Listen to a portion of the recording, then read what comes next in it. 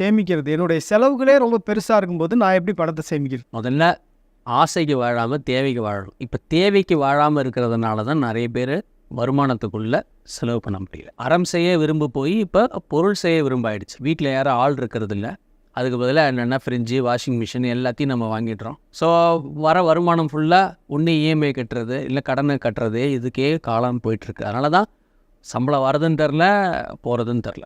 So வருமானம் கம்மியாக இருக்குதுன்னு நம்ம ஒன்றும் வருத்தப்பட தேவையில்லை. இதுதான் திருவள்ளுவர் என்ன சொல்கிறாரு, ஆகாறு அளவிட்டு தாயினும் கேடில்லை, போகாறு அகலா கடைங்கிறார். ஆகாறு அளவிட்டு தாயினும், வருமானம் கம்மியாக இருக்குன்னு வருத்தப்படாத, கேடில்லை, பரவாயில்ல, போகாறு அகலா கடை, வருமானத்துக்குள்ளே செலவு பண்ணுங்கிறார். ஸோ முதல்ல வரவேட்டனா செலவு பத்தினா இருந்தால் சேமிப்பு எங்கே இருக்குது? சேமிப்பு இல்லைன்னா எங்கே முதலீடு இருக்குது? ஸோ முதல்ல வரவுக்குள்ளே செலவு பண்ணணும். அது 15,000 இருக்கலாம், 25,000 இருக்கலாம், 50,000 இருக்கலாம். போன தடவை நம்ம சிம்பிள் சிவா அந்த எக்ஸாம்பிளை நம்ம சொன்னோம்.